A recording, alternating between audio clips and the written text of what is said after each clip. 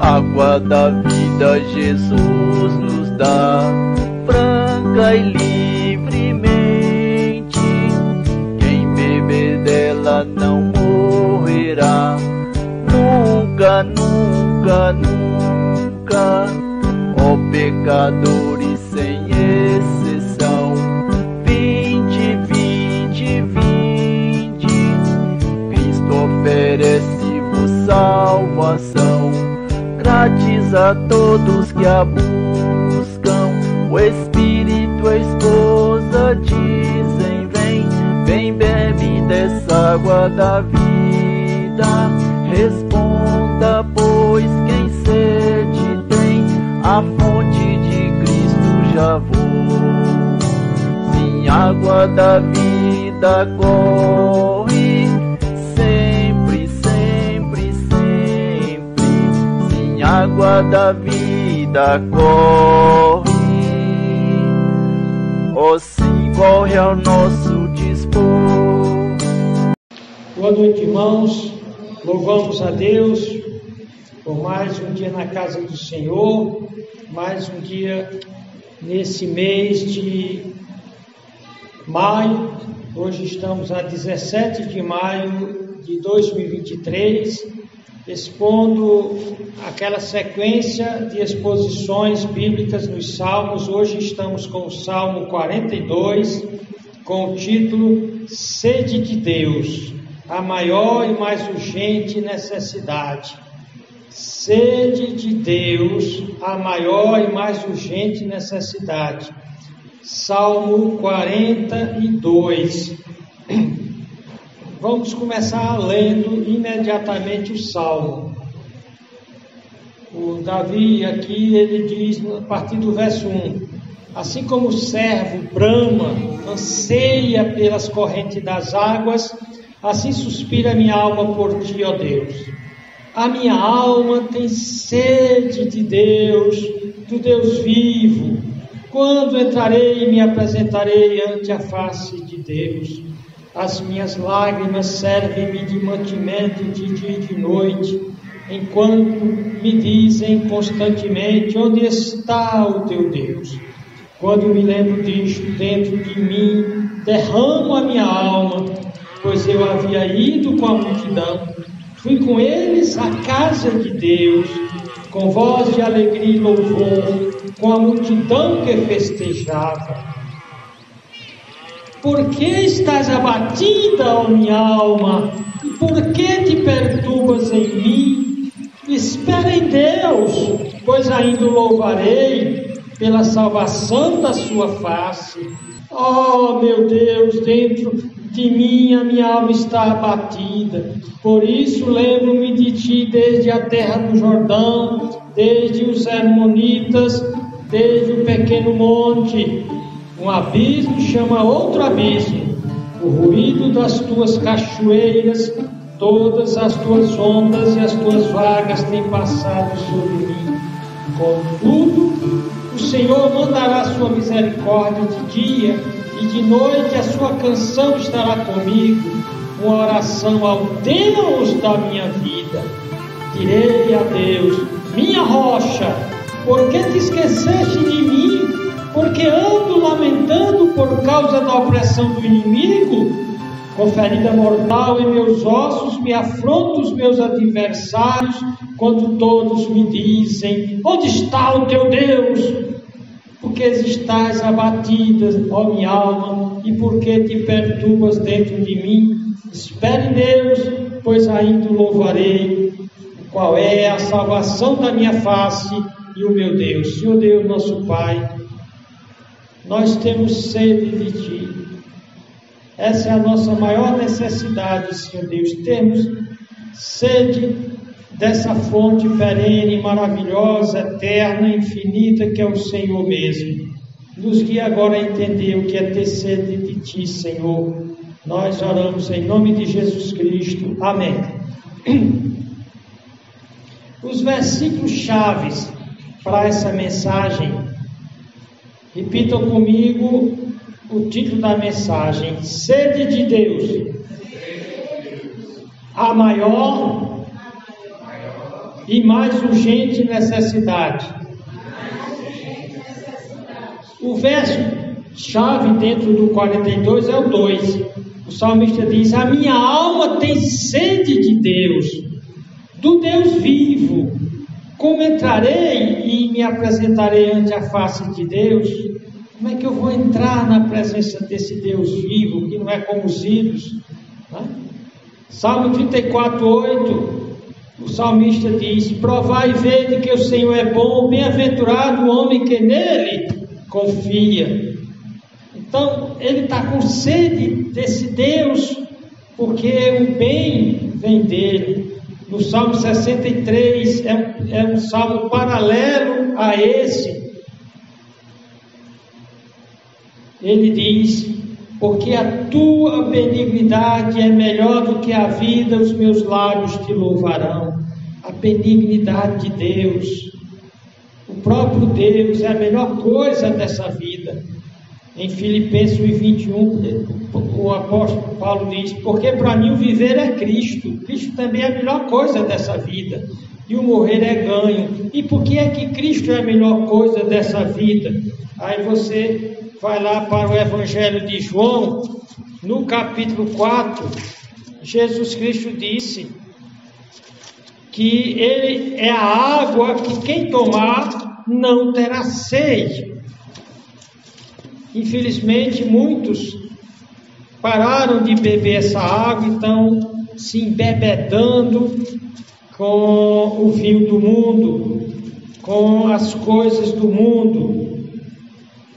Então aqui você vê, ele tem um encontro com a mulher samaritana e Jesus respondeu à mulher: se tu conhecesses o dom de Deus, que é o próprio Cristo, é o maior dom de Deus, o maior presente de Deus para nós é Cristo, e quem é o que te diz, dá-me de beber, tu lhe pedirias e ele te daria água viva, a água da vida, né?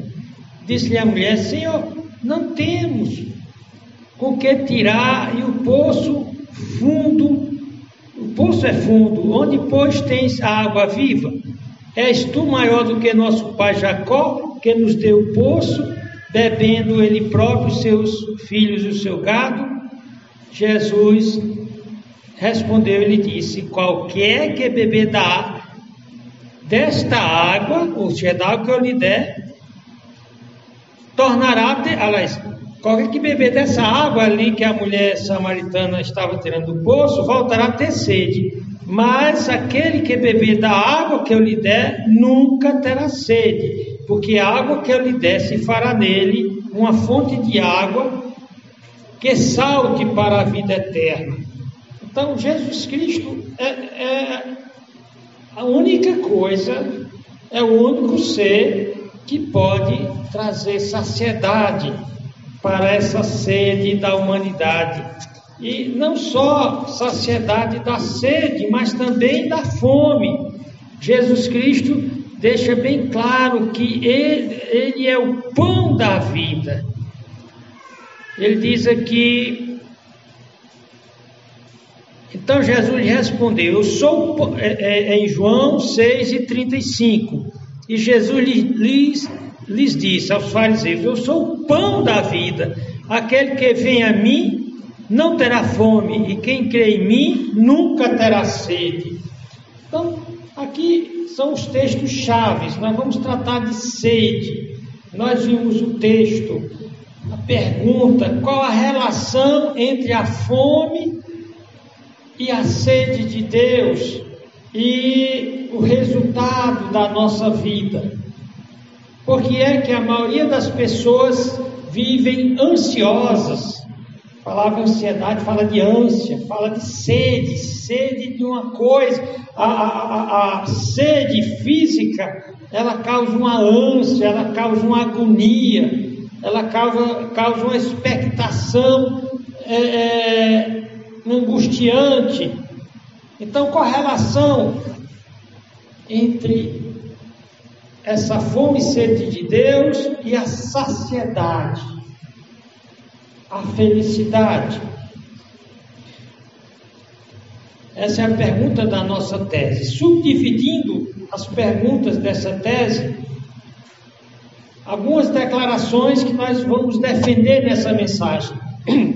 Primeiro, a verdadeira fé deve ser marcada por uma fome e sede de Deus.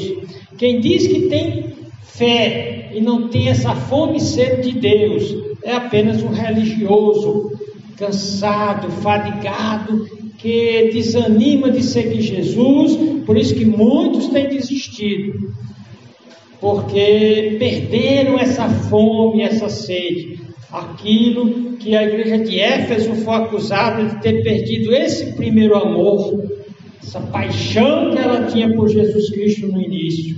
Segunda coisa, Deus nos encoraja a buscá-lo com verdadeira fome e sede, com intensidade. Em Jeremias, no profeta Jeremias, no capítulo 29, 13 e 14, Jesus Cristo, aliás, Deus diz, né? Jesus Cristo diz também, porque Jesus Cristo estava revelando lá no Velho Testamento aos profetas, juntamente com o Espírito Santo, diz aqui, Deus diz: e buscar-me-eis e me achareis. Ele está encorajando a buscar Ele. Não é uma busca em vão. Só vai encontrar Deus quem busca, buscareis e achareis. Então, buscar-me-eis e me achareis. Mas aqui diz como? Quando me buscardes com todo o vosso coração. Isso é com toda força, com toda intensidade, com toda devoção. Os crentes hoje não são mais devotos. Eles não querem mais se esforçar. Por qualquer besteira, qualquer dificuldadezinha, eles não vêm à igreja, não tem fome e sede de ler sua Bíblia, de ouvir as mensagens, não tem fome e sede de louvar a Deus. E Deus diz: eu vou me deixar encontrar por quem está me procurando, pelos buscadores. Ele diz: buscar-me-eis e me achareis quando me buscardes com todo o vosso coração, e serei achado de vós, diz o Senhor. E o que é que ele vai fazer? E farei voltar os vossos cativos, ou seja, eu vou atuar nos teus problemas, e congregar-vos-ei de todas as nações, etc. Ele continua. No salmo paralelo a esse, que é o 63, o salmista diz novamente que tem sede de Deus.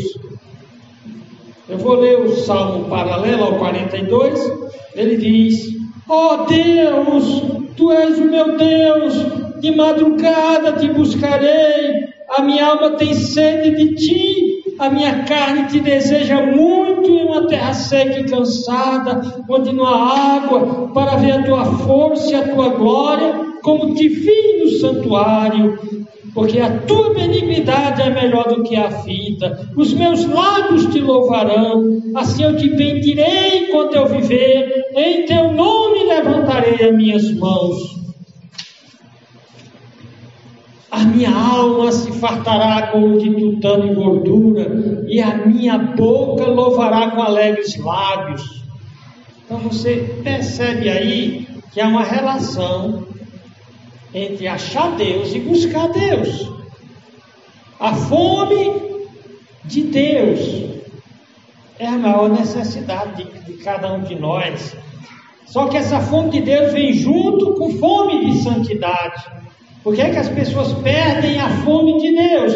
Por conta do pecado, por conta do mundanismo, por conta da carnalidade. Elas não vão mais beber da água viva, elas vão para as cisternas rotas. Então o grau de fome de Deus é proporcional à busca intensa e sincera em que se busca a Deus. Nosso espírito tem sede de Deus. O nosso espírito é que guia a alma.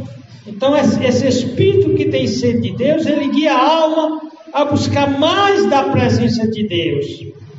Porém, a alma não guiada pelo espírito, o espírito da pessoa, né, que se deixa guiar pelo Espírito de Deus, mas essa pessoa ela se deixa guiar pela carne, aquele elemento maligno, egocêntrico, aquele resquício da queda no pecado, que faz com que nós priorizemos buscar não Deus, mas buscarmos as coisas do pecado, da carne, do mal. Então, a alma não guiada pelo Espírito, mas pela carne, ela vai se afastando de Deus, vai se enfastiando de Deus, e ela não tem mais fome de Deus, não tem mais sede de Deus, e nem das coisas santas. Ela vai se acostumando com as coisas mundanas. E é interessante que muitas vezes Deus permite que assim aconteça, que sigamos nossa carne, ela vai nos arrastar para um deserto, onde todos os vãos prazeres e satisfações carnais vão terminar em nada, em pó, e estaremos lá secos, oprimidos, deprimidos, e sem a maior necessidade da nossa alma, a sede de Deus. Estamos apenas com uma sede psicológica de receber um alívio para os nossos problemas. Somente a fome e sede espirituais, essa fome e sede de Deus, é capaz de criar a condição de bem-aventurança ou felicidade para o ser humano. Jesus Cristo resumiu isso de uma forma bem simples naquela bem-aventurança em Mateus 5 e 6. Ele diz: bem-aventurados, felizes, saciados, né? Bem-aventurados que têm fome e sede de justiça, porque serão saciados. Só eles serão saciados, só eles serão fartos. O Salmo 63 segue um percurso interessante. O que é que pode saciar a fome do adorador? Davi diz: o santuário, vir para o santuário, vir buscar a presença de Deus, o poder de Deus, a glória de Deus, a bondade amorosa de Deus é a melhor coisa da vida.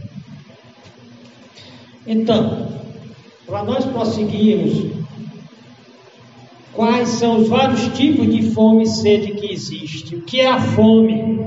A fome é um desejo ou um anseio de alguma coisa. A fome é desejar ardentemente, buscar sinceramente, uma coisa, buscar sinceramente, buscar prioritariamente, dando a maior importância a essa coisa que tudo. Quando o salmista está dizendo que ele tem sede de Deus, tem pessoas que têm sede de riqueza, têm sede de fama, têm sede de apreciação. A sede também é esse desejo forte, esse desejo ardente, essa busca sincera e prioritária. É parecida com a fome física. A fome física, ela só pode ser saciada com comida material. E diga-se de passagem que essa comida pode ser saudável, doentia ou até mesmo mortal, porque as pessoas estão morrendo pelo que comem. Essa fome pode ser uma fome psicológica, social e emocional. Muita gente anseia por aceitação, por bajulação, por fama, prosperidade, segurança material, vive para isso, ansiando essas coisas. Como essas coisas geralmente não vêm conforme você comentou, aí a sua sede desesperada, que não é por Deus. Existe uma fome e sede intelectual e filosófica. Muitos têm sede de saber. Quanto mais estudam, faz cursos, faz pós-graduações, é uma busca infinita e insaciável pelo saber, só que busca esse saber nas fontes erradas e pelos motivos errados, e acabam se desvanecendo, como o apóstolo Paulo diz, acabam se deprimindo, porque não basta satisfazer a fome intelectual e filosófica. Então, quando você não consegue matar sua fome psicológica, social, emocional, intelectual e filosófica, você então cai em depressão, você cai em pânico, você entra numa fome existencial e de sentido que faz com que sua vida toda gire em torno do desespero. Então, essa fome existencial e de dar significado para a vida é a segunda maior sede e fome que o ser humano tem, de dar um propósito para a sua vida. Muitos gastam a vida toda procurando sentido para a sua existência e acabam desesperados existencialmente, exatamente porque Jesus Cristo disse que bem-aventurados que têm fome e sede de justiça. E lá embaixo ele diz que busquem em primeiro lugar o reino de Deus. Deus diz lá em Jeremias: só vai me achar o que me buscar de todo o coração. E Jesus Cristo disse: só eu tenho a água da vida, que dá sentido à vida. Então, no Salmo 42, que são 11 versículos, Davi diz que somente algumas coisas podem matar a sede espiritual. No versículo 1 ele diz: Deus mesmo, só Deus pode matar a minha sede. Eu tenho sede de Deus. Davi podia ter dito: eu tenho sede de um exército maior, eu tenho sede de que Jerusalém fique mais guarnecida, eu tenho sede de ser bem sucedido nos meus relacionamentos conjugais, que ele casou com mais de uma mulher. Eu tenho sede de ter mais saúde. Não, eu tenho sede de Deus. No versículo 2 ele diz: eu tenho sede de sentir a presença de Deus, porque quando ele pecou, lembra que essa saciedade tem ligação com a santidade. Então ele sentiu como, não Deus se afastou, mas houve um afastamento de Deus. Então, essa presença de Deus, ele ligava muito à casa de Deus. É um golpe terrível que Satanás tem dado na igreja, criando esses crentes desigrejados. Os templos estão sendo abandonados. Ele diz que a igreja não é a casa de Deus, porém é dito que é a casa de Deus. É o lugar onde os filhos de Deus se reúnem. E eu recebi um vídeo agora recentemente que diz que lá nos Estados Unidos uma quantidade muito grande de igrejas fecharam por falta de membros. Os membros que ficaram é tão pouco que não tem condição de sequer sustentar a despesa do prédio. Então, isso mostra a falência, o fracasso desses que não buscam a Deus. No versículo 3, ele diz que está empenhado em uma busca constante e incansável por Deus.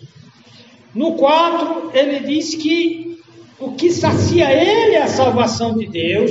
No 6, ele diz: a lembrança de Deus me sacia. No 7 ele diz: a ação soberana de Deus na história me sacia. No versículo 8, a misericórdia de Deus me sacia. No verso 9, a segurança e proteção divina de Deus como uma rocha me sacia.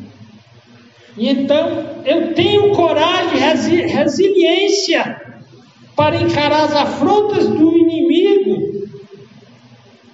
E no versículo 10 ele diz: por conta da certeza de que eu ainda vou louvar a Deus, eu vou adorar a Deus, não importa o que está acontecendo agora, eu vou louvar a Deus. E no versículo 11, ele fala claramente que nada vai impedi-lo de ser saciado por Deus. Então, no nesses primeiros versos, ele faz uma descrição da sede de Deus. Ele diz, assim como o servo, aqui nós chamamos veado, corso, é tipo um cabrito, que na época da seca, lá em Israel o ar fica tão seco e não tem água, então aqueles servos tentam sorver a umidade do ar, numa ânsia, tentando sorver a umidade, tamanho o maior desejo, a coisa mais intensa. Ele descreve aqui de uma forma pictórica, num quadro, numa película, assim como o servo brama pelas correntes das águas, assim suspira, deseja ardentemente por ti, ó Deus. Fome de Deus mesmo. E a questão importante aqui para você e para mim é: você tem sede de Deus ou apenas das coisas que Deus lhe dá? Muitos gastam tudo que tem em busca de comprar coisas, consumir prazeres carnais levianos. Deus diz que tem algo melhor que o mundo e a carne não podem dar. O profeta Isaías, no capítulo 55, 1-4, ele diz: ó vós, todos que tendes sede, vinde às águas, e os que não tendes dinheiro, vinde comprar e comer. Sim, vinde, comprai sem dinheiro e sem preço o fio eleito. Ou seja, dinheiro não pode comprar a saciedade da alma. No versículo 2 ele diz: por que gastais o dinheiro naquilo que não é pão, e o produto do vosso trabalho naquilo que não pode satisfazer?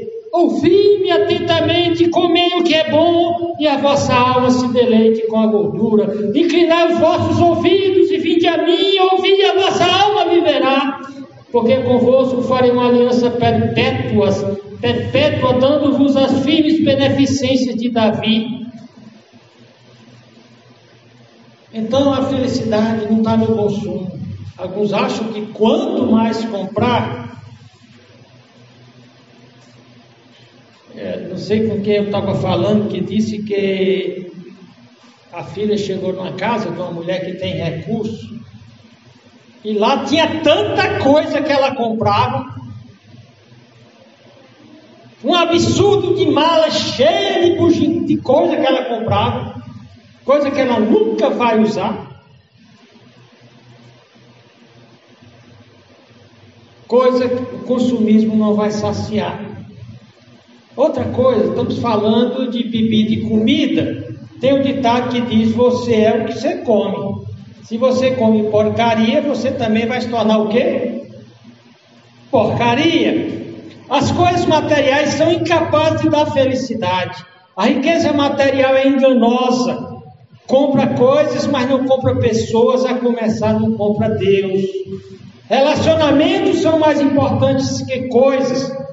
Há uma tríade da sabedoria relacional para a vida: amar a Deus em primeiro lugar, amar o próximo em segundo lugar, e amar a si mesmo em terceiro lugar. Nessa ordem, a Deus primeiro, as pessoas em segundo e o próximo em terceiro. Não tem como alguém encontrar saciedade sem um relacionamento real com Deus. Sem um relacionamento de amor com o seu próximo, que afaste o ressentimento, a mágoa, que afaste, vamos dizer assim, as lembranças ruins. Somente relacionamentos baseados na sabedoria relacional divina, Deus, o próximo e eu depois, podem trazer felicidade. Por isso Jesus disse que somente os que têm fome e sede de justiça podem ser felizes ou saciados. O vazio existencial e espiritual de cada pessoa é um abismo, alguém já disse, é um abismo do tamanho de Deus.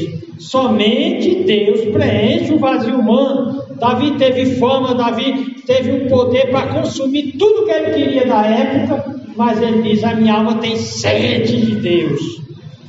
No segundo versículo ele diz: A minha alma tem sede de Deus, do Deus vivo, não é de um ídolo morto, do Senhor morto.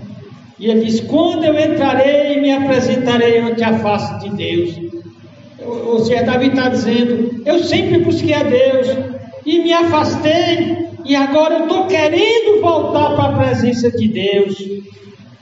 É isso que está faltando nas pessoas: fome de sentir a presença de Deus, de sentir saudade de Deus. Perderam o primeiro amor. E ele tinha bem presente a questão do santuário. É interessante que as pessoas pensam que elas, para ganharem dinheiro, para terem sucesso, elas não podem ser assíduas nas disciplinas espirituais, de orar, de ler a Bíblia, de vir para a igreja. Só que Deus deixa bem claro que Ele tem coisas boas e maravilhosas para quem tem sede dEle, para quem busca Ele. No Salmo 107, 9 ele diz: pois fartou a alma sedenta e encheu de bens a alma faminta. Para quem é que Deus vai encher de bens? A alma sedenta. Para quem são os bens de Deus? Para a alma faminta. Só que tem exigências para isso. Está sedento e faminto. É interessante, o novo convertido, logo que ele se converte, é um amor pela casa de Deus. Recentemente nós temos um novo convertido que passou uns 2 anos com a gente, já se desviou. E quando ele começou, ele era o primeiro a chegar e se envolvia aqui com todos os trabalhos e serviço, e se sacrificava e animava todo mundo e dizia: é muito importante vir para a igreja, crente que não vem para a igreja. E então ele dizia: só que esse cidadão perdeu o seu primeiro amor, se desviou, não veio mais, não vem mais.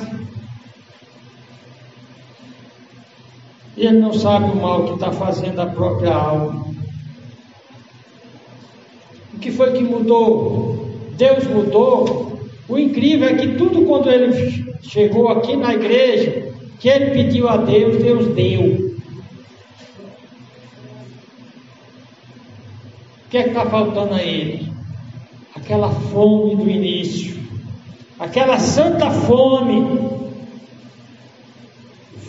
que todo crente verdadeiro tem. Qual é a fome que o verdadeiro crente tem? Fome pela presença de Deus. Fome pela presença de Deus e pelas coisas de Deus é um sinal de verdadeira espiritualidade, de regeneração. É um sinal de alguém que realmente conheceu. No versículo 3, Davi lamenta o seu afastamento. Ele disse: as minhas lágrimas servem-me de mantimento de dia e de noite, enquanto me dizem constantemente: onde está o teu Deus? Ele caiu numa penúria, numa situação lamentável. Então seus inimigos diziam: onde está o Deus que você louvava e adorava nos salmos? É isso que o diabo quer fazer. Diz que quando o crente perde o seu sabor, para nada mais presta a não ser pisado. Só que Davi teve esse desvio, porém não ficou desviado. Você vai ver que ele chorava diante de Deus, de dia e de noite. Era uma busca constante, incansável e dolorosa. Por que é que muitos não têm fome de Deus nem sede de Deus? Vocês já viram um defunto ter fome? Vocês já viram um cadáver ter sede? Então algumas pessoas não têm interesse pela casa de Deus, vem inicialmente por alguma vantagem que recebeu na igreja, ou estava num problema muito grande e veio para a igreja, recebeu aquela ajuda espiritual, que acabou sendo mais psicológica, porque tal pessoa não se converteu, e parecia muito animado. De repente não tem fome nenhuma de Deus. Isso significa que era morto espiritualmente. A Bíblia fala desses. A Bíblia também fala daqueles que estão doentes. Lá em 1 Coríntios disse que os problemas que haviam lá é porque alguns estavam fracos e outros doentes. E é interessante que a Bíblia fala de doenças espirituais. Na verdade são pecados espirituais que nós vamos cultivando, cultivando mágoas, ressentimentos, nós vamos conservando lembranças de quem nos magoou no passado, pessoas que fizeram covardia, nós vamos acumulando dentro de nós decepções com Deus, porque é que Deus permitiu que o meu filho morresse, que o meu filho se desviasse, que o meu marido me abandonasse, que minha mulher me traísse, e isso vai se acumulando na alma e vai deixando essa pessoa sem fome, sem sede, não tem prazer de vir para a igreja, não tem prazer de ler a Bíblia, e vai passando os dias como um fariseu cansado, um fariseu esgotado. E tem aqueles que estão, que a Bíblia diz que estão como aqueles lá de Laodiceia, estão abastados, estão engordados, estão tão gordos, tão abastecidos pelas coisas materiais, que eles sequer se preocupam com a obra de Deus, com a casa de Deus. Às vezes são até dizimistas, aqui e acolá eles pingam com sua presença na igreja.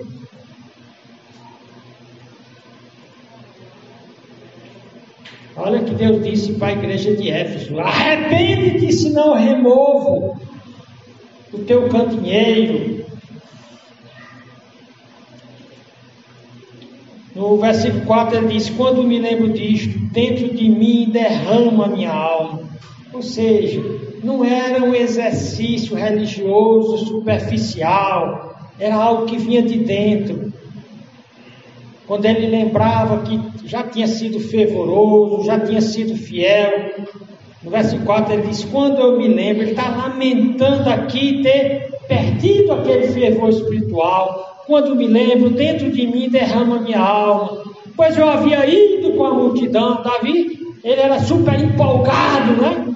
Ele pulava, que alguns diziam até que ele dançava. Fui com eles à casa de Deus, com voz de alegria e louvor, com a multidão que festejava. Então, para Davi era uma festa ir para a igreja de Deus, fazer as coisas de Deus.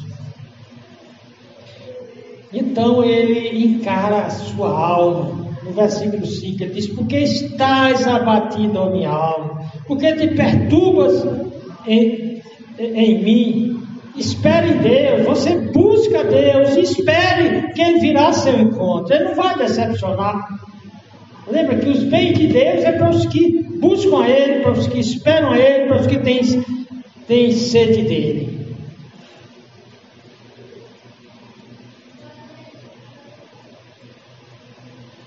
Versículo 6 ele diz: ó meu Deus, dentro de mim a minha alma está abatida, por isso me lembro de ti, desde a terra do Jordão, e desde os Hermonitas, a terra do Hermon, de onde descia as águas, desde o pequeno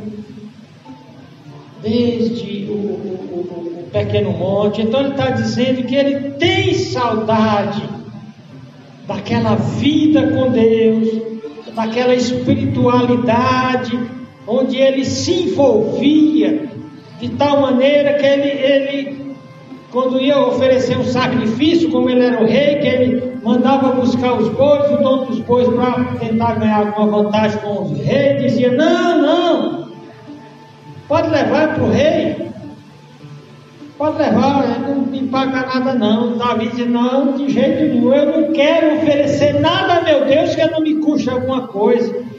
Ele pegou a maior parte da riqueza dele e separou para a construção do templo. Então, ele via Deus operando coisas maravilhosas, quando ele matou aquele leão, quando ele matou aquele urso, quando ele matou aquele gigante, quando ele venceu muitas batalhas.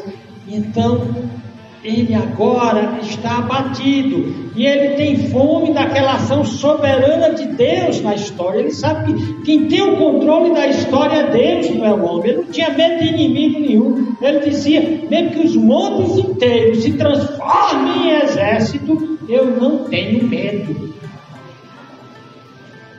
Ele, no versículo 7, ele diz: um abismo chama outro abismo, ao ruído das tuas catadupas ou cachoeiras, todas as tuas ondas e as tuas vagas têm passado sobre mim. Então ele está lembrando desse agir soberano de Deus na vida dele. Mas nada dessas coisas terríveis, inimigos terríveis, essas circunstâncias escabrosas, nenhuma conseguiram destruí-lo, afogá-lo. Então no versículo 8 ele diz: contudo o Senhor mandará a sua misericórdia. Então ele está com fome, está com sede da misericórdia de Deus. A sua misericórdia, quando? De dia e de noite. De dia, a sua misericórdia de dia e de noite, a sua canção estará comigo. Eu vou estar louvando, uma oração ao Deus da minha vida. Deus não é algo na minha vida, Deus é o meu bem maior. Lembra do que ele diz no Salmo 63? Eu tenho sede de Deus, porque Deus, a tua graça, a tua beneficência, a tua presença é a melhor coisa da vida. Eu não posso viver sem Deus. O que é que tem feito a maioria dos crentes abandonarem os templos? Ou irem para os templos cansados, fatigados, aborrecidos? Ou que ficam fazendo turismo de igreja em igreja, achando que o problema está nas igrejas? Não, o problema está nele próprio. Tem problema também nas igrejas, mas duas coisas que mais têm destruído a espiritualidade e a fé dos crentes. A primeira é a incredulidade. Lembra o povo de Israel? Eles tinham toda a assistência, toda a beneficência. Deus era a melhor coisa da vida de Israel lá no deserto, quando saiu do Egito. Mas a Bíblia diz que o povo não entrou por conta de incredulidade. Porque o povo, no lugar de ter sede de Deus, ele tinha sede de vaidade, tinha fome dos prazeres carnais do Egito. E todos eles morreram, pereceram no deserto. A outra doença espiritual terrível, a outra doença espiritual terrível é exatamente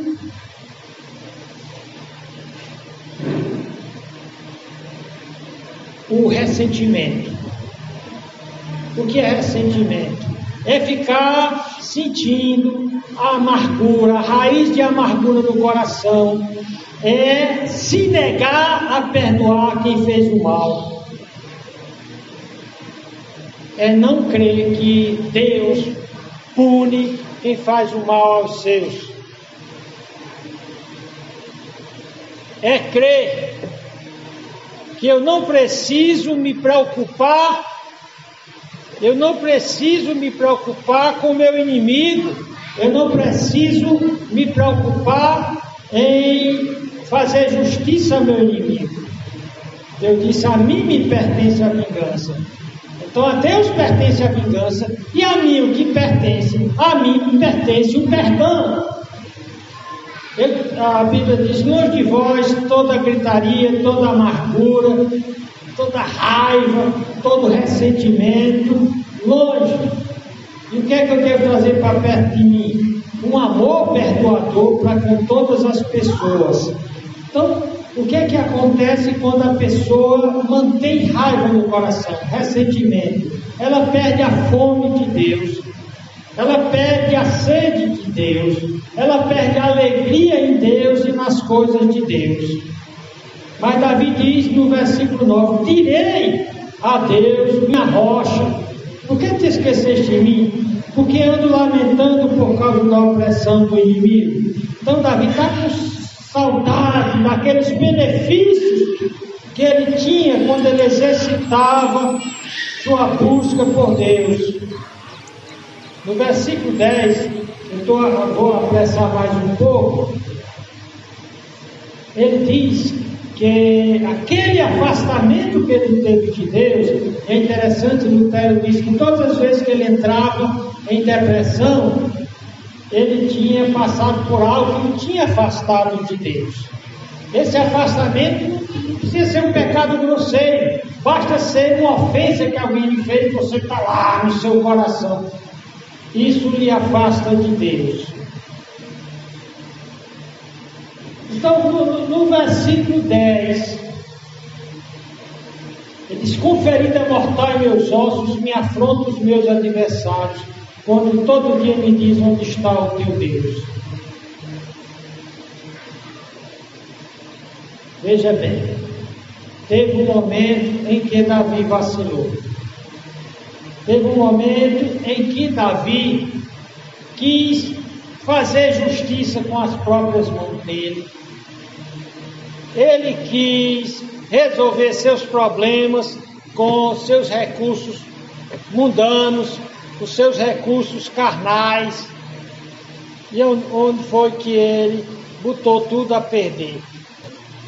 Que nós temos a tendência de sermos motivados por uma ideia de custo-benefício.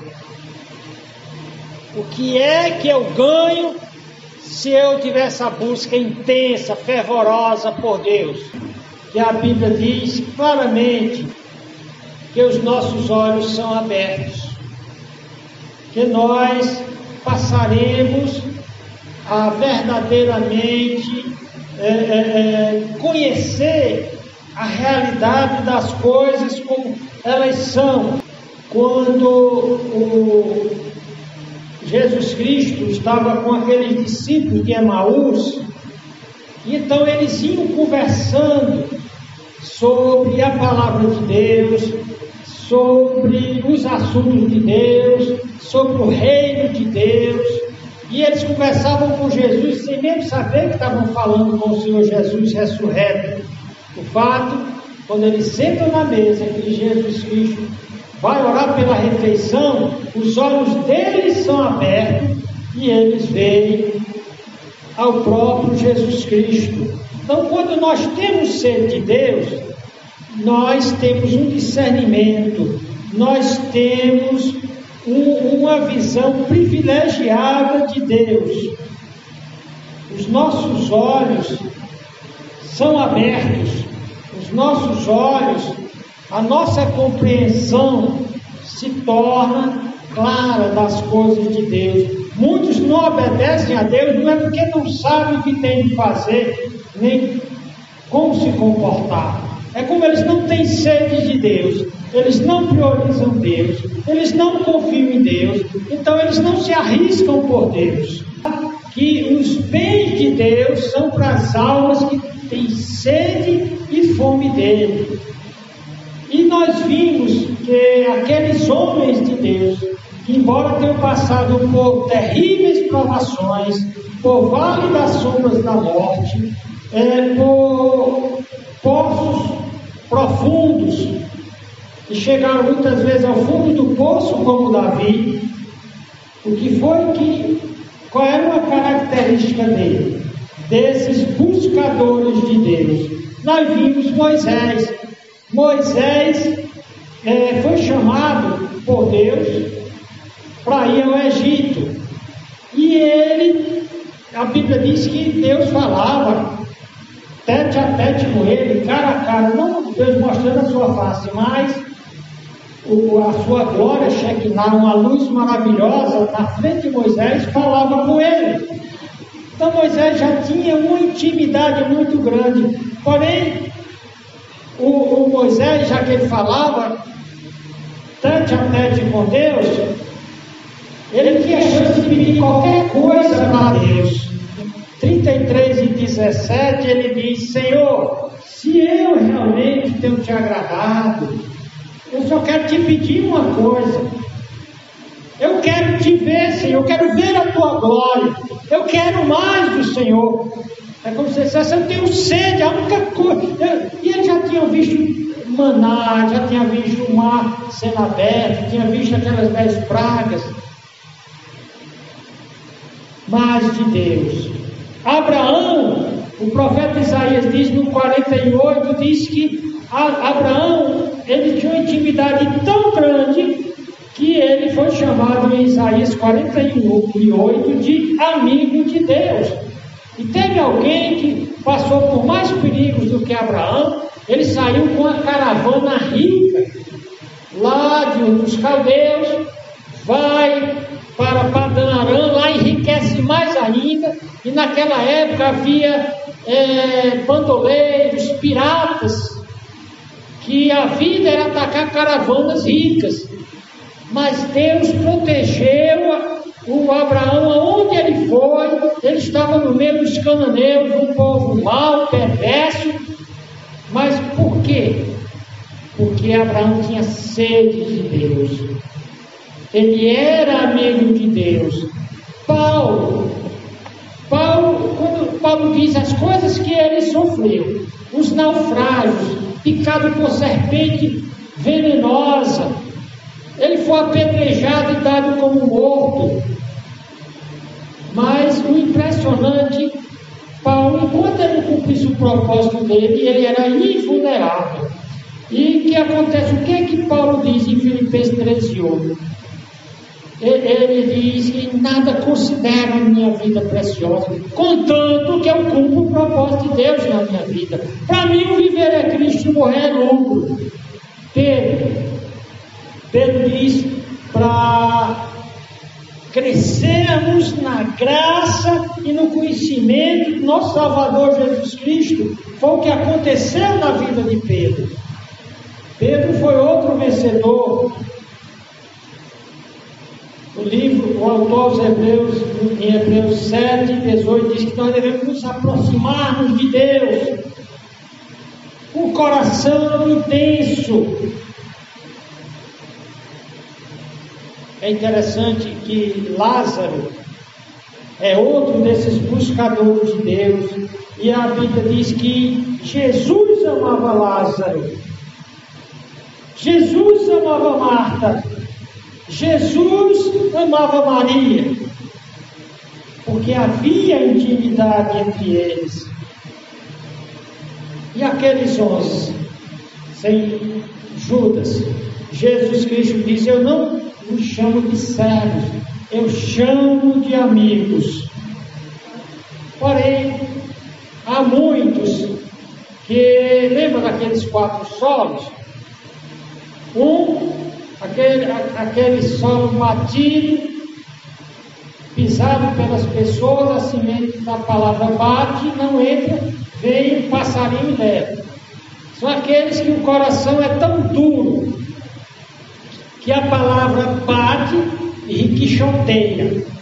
É como aquela bala que bate numa coisa mais dura que ela, bate nela e ela não entra.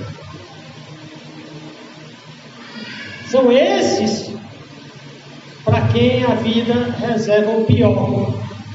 Aqueles superficiais, aquela semente que cai onde tem uma pequena porção de terra e embaixo uma pedra, é a pedra adamítica, é a pedra da carnalidade, da vontade própria. A pessoa não quer fazer o que agrada a Deus, não é movida pelo que agrada a Deus.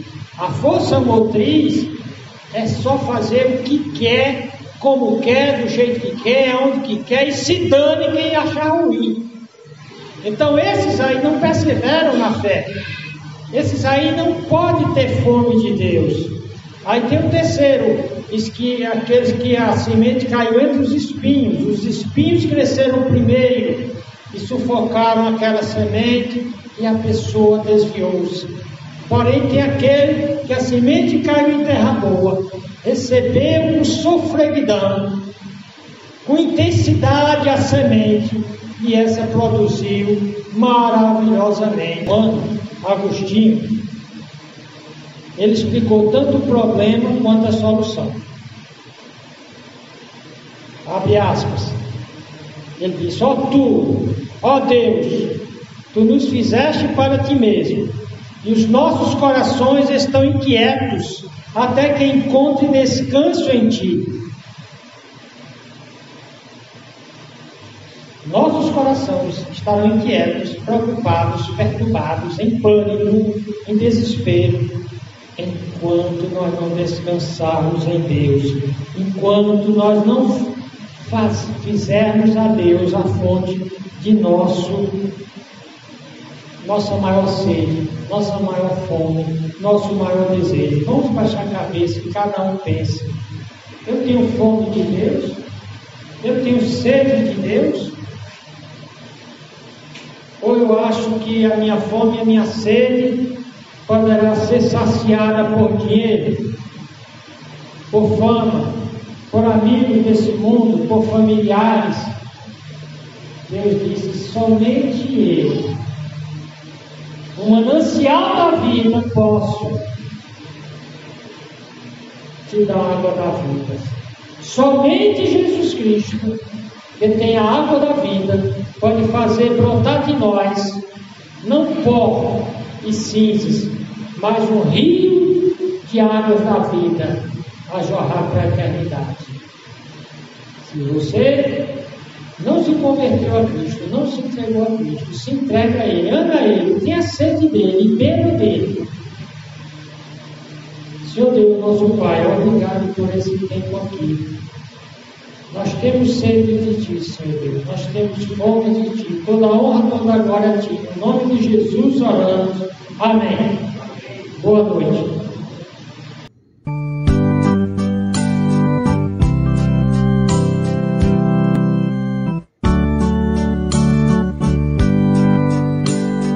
Água da vida Jesus nos dá, franca e livremente.